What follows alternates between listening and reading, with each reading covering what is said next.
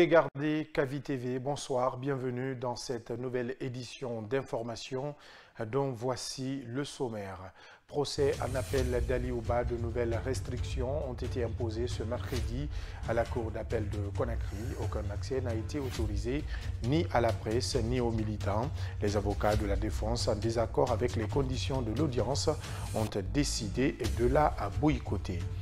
Examens nationaux session 2025 à moins de 2 mois des épreuves, le ministère de l'enseignement préuniversitaire met les bouchées doubles. Son porte-parole annonce des mesures inédites pour garantir la transparence et l'efficacité du processus.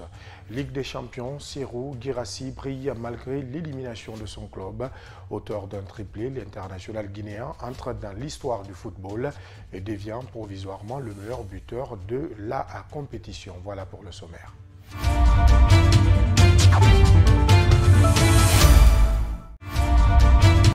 Encore une fois, bonsoir et bienvenue. Le procès en appel du leader politique Ali Ouba a pris une autre dimension ce mercredi à la cour d'appel de Conakry.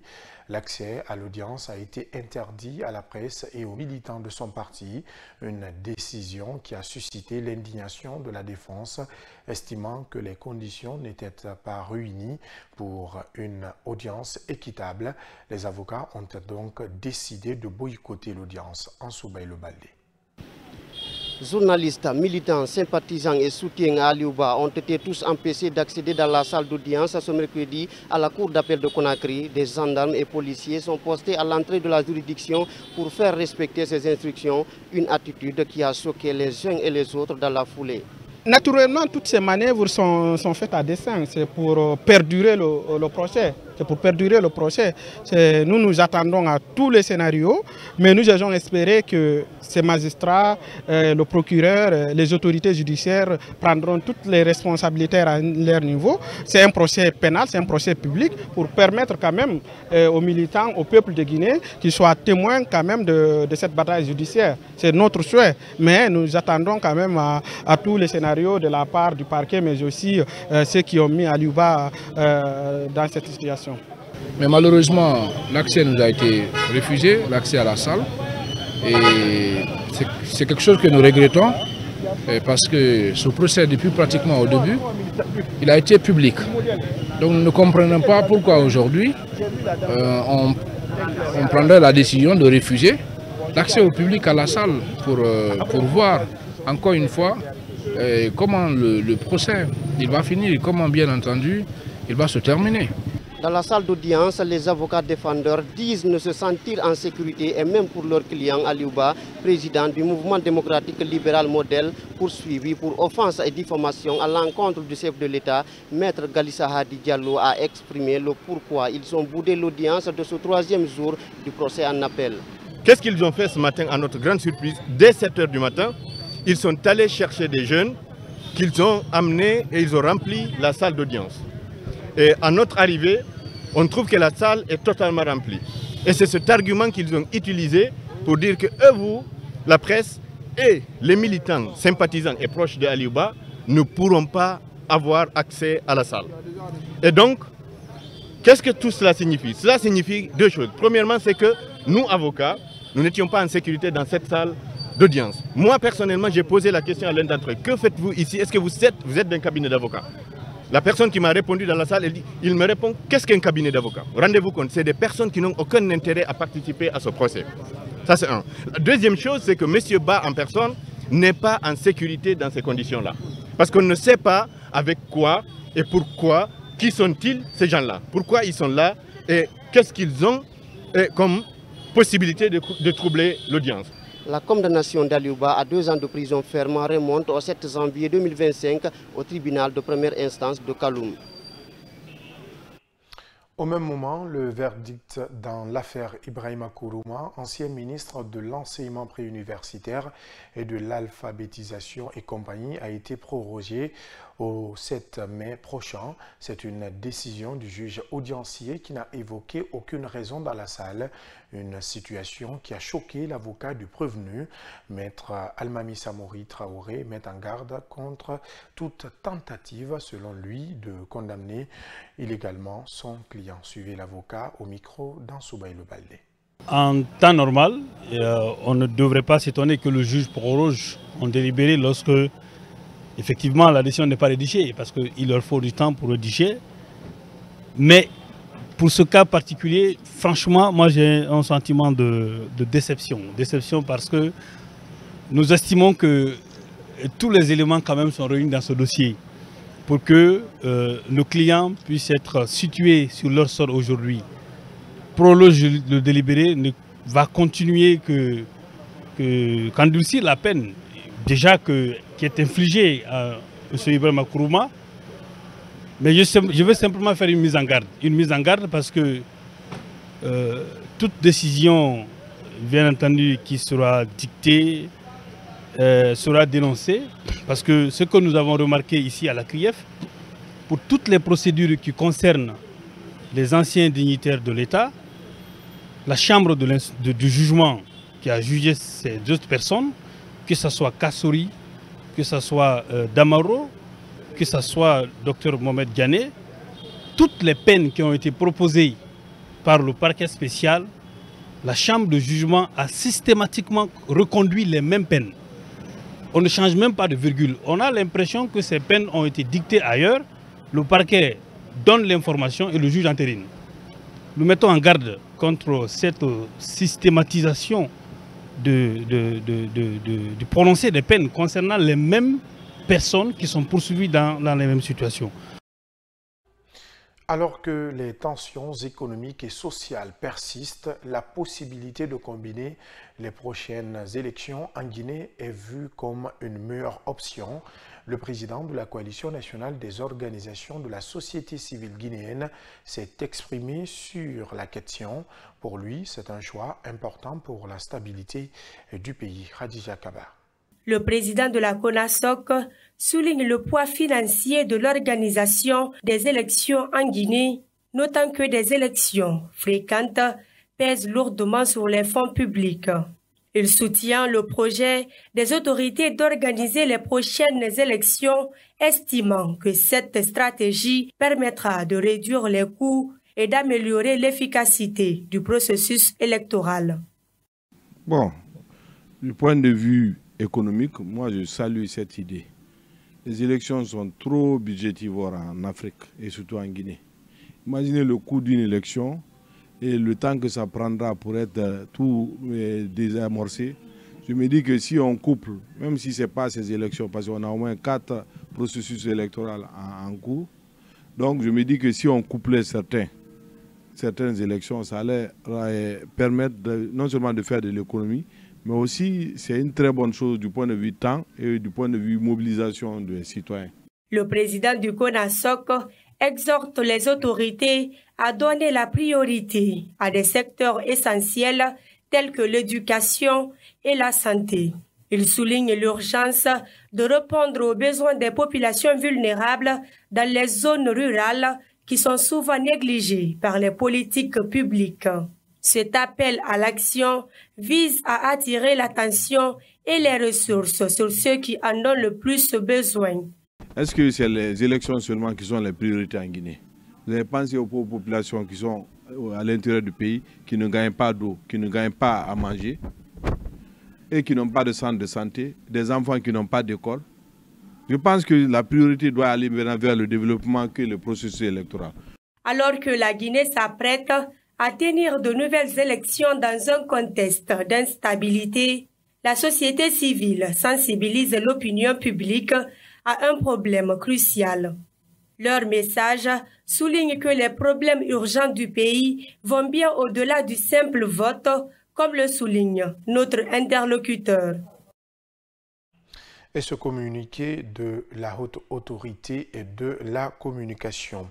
La Haute Autorité de la Communication HAC informe les journalistes de la presse nationale et les correspondants de la presse étrangère qu'elle lance à partir du jeudi 17 avril 2025 les opérations de délivrance de la carte professionnelle de presse au compte de la période 2025-2027. À cet effet, les responsables des médias sont invités à retirer les fiches de demande de renouvellement au siège de la HAC à Conakry pour les journalistes d'étranger détenteurs de la carte 2023-2025. Ils peuvent également retirer les fiches d'enrôlement pour les journalistes non détenteurs de la carte de presse pour l'année 2023-2025. Après remplissage, la fiche de renouvellement de la carte de presse doit être accompagnée d'une copie d'identité, d'une copie de la carte de presse expirée et de 2 photos d'identité. Pour toute première demande de la carte de presse, les documents suivants à joindre. 1. Un extrait d'acte de naissance ou un jugement supplétif tenant lieu d'acte de naissance ou une copie de la carte d'identité nationale. 2. Un extrait de casier judiciaire ou un certificat de non-poursuite judiciaire datant d'au moins 3 mois. 3. Une copie des diplômes et de tout autre certificat ou attestation susceptible de comprendre le cheminement du candidat dans le métier de journalisme. 4. Pour les salariés et les stagiaires, une copie du contrat de travail ou attestation de travail de l'entreprise de presse dûment répertoriée et enregistrée ou un arrêté d'engagement. 5. Pour les pigistes non salariés, les copies des reçus correspondant à des prestations rédactionnelles et à un échantillon représentatif des productions datant d'au moins d'1 an. 6. 2 photos d'identité. La Haute Autorité de la Communication HAC s'est comptée sur la bonne compréhension de tous. Conakry, le 16 avril 2025, pour la Haute Autorité de la Communication, le président Boubacar Yassine Diallo. Je vous le disais au sommaire, le compte à rebours est lancé pour les examens nationaux session 2025 du côté du ministère de l'Enseignement préuniversitaire et de l'Alphabétisation. Les préparatifs vont bon train. Cette année, plusieurs mesures inédites sont en cours de déploiement pour encadrer le processus. Germaine Mansari. À quelques mois du lancement des examens nationaux, session 2025, l'heure est au dernier ajustement au sein du ministère de l'Enseignement préuniversitaire et de l'Alphabétisation. Cette année encore, le département entend inscrire ses évaluations sous le sceau de la transparence, avec un accent particulier mis sur l'innovation. Bien, je vais vous dire seulement la nouveauté qu'il y a eu, les inscriptions en ligne. Nous n'avions pas l'habitude d'inscrire tous les candidats en ligne. Mais cette année, le CEE, le BEPC et le baccalauréat, toutes les inscriptions ont été faites en ligne. Et les autres innovations résident dans les dispositifs que nous allons mettre en place dans le déroulement des examens. Et ce qui est évident, nous n'allons pas toujours publier nos dispositifs parce que nous savons bien que en Guinée, quand certains construisent la journée, la nuit, il y en a qui détruisent, qui se préparent à la destruction. En février dernier, un atelier préparatoire a été organisé par le ministère. Réunissant plusieurs acteurs pédagogiques, il a permis d'outiller les enseignants afin de garantir le bon déroulement des examens et renforcer la qualité de l'encadrement dans les établissements. Et la suite, nous avons fait les ateliers préparatoires. Et cette année, les ateliers préparatoires, on les a organisés à temps, 4 mois avant le jour J. Parce qu'habituellement, on le faisait au mois de mai, donc 2 semaines ou 3 semaines avant le jour J. Ce qui cause assez de problèmes parce que dans les ateliers, il y a les recommandations que nous faisons. Ces recommandations doivent être suivies. Les manquements qu'il y a doivent être corrigés avant les examens. Mohamed Diawara appelle également à l'implication active des parents.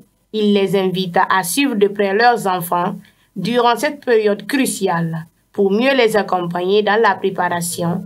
Bon, ce qu'il faut dire cette année, les attentes sont respectées, les attentes sont en train d'être satisfaites en ce sens que nous avons eu une année paisible.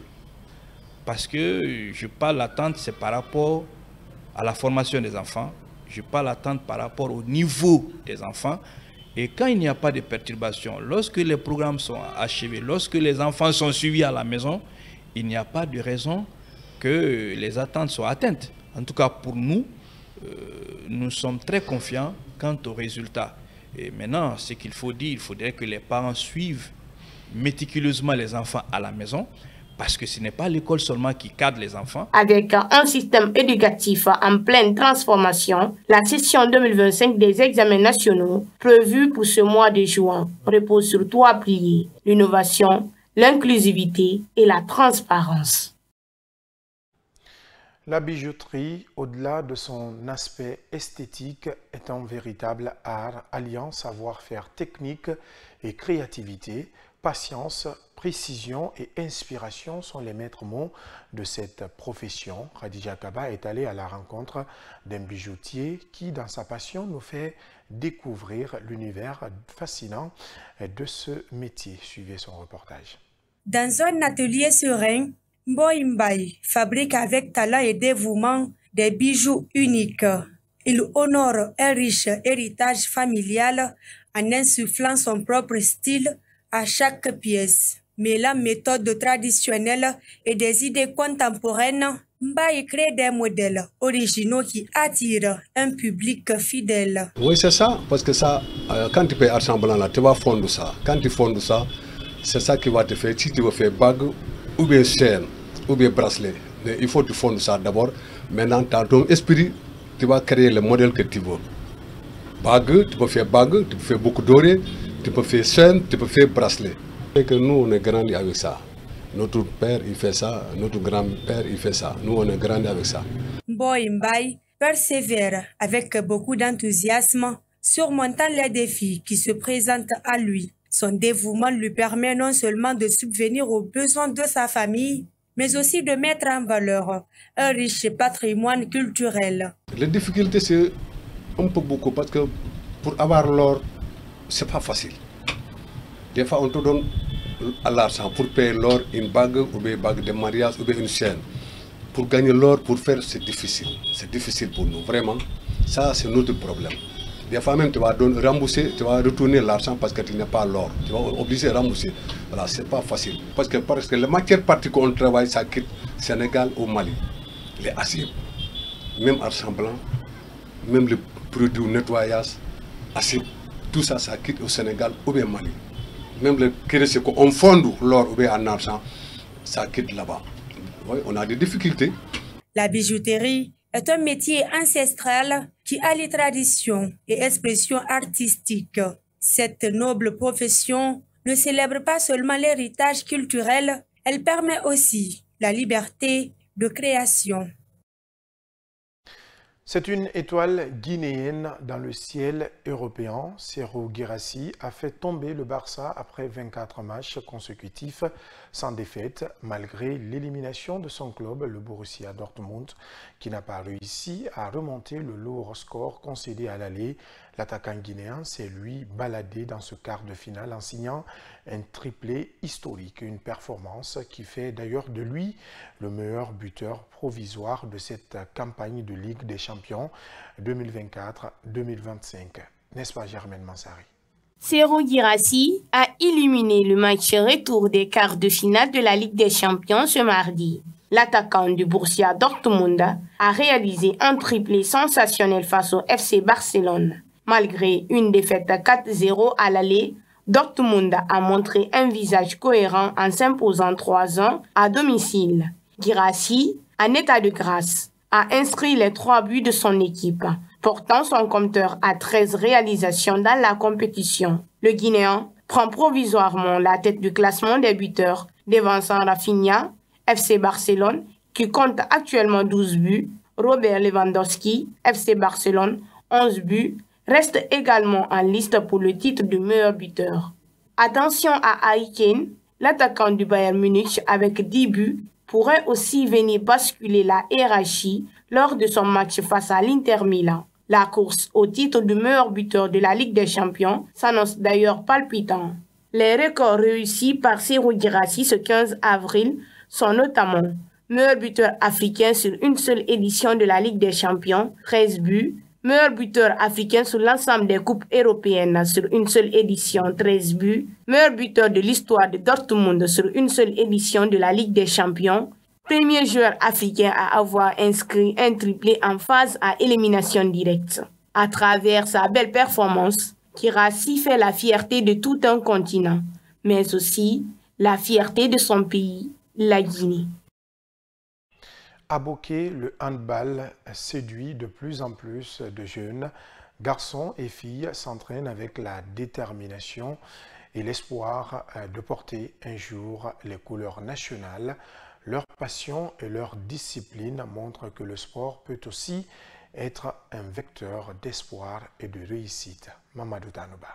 Boké est une ville où la jeunesse voue une passion pour les disciplines sportives pratiquées en Guinée. Le handball occupe une place de choix au cœur du Kakandé. Ici, ce sport a gagné la jeunesse. Il se pratique même la nuit dans l'enceinte de la maison des jeunes de la commune urbaine où Ali Assila entraîne les catégories de jeunes. Ils sont attirés par le handball parce qu'ils ont vu les autres voyager. Parce que c'est comme ça on peut dire...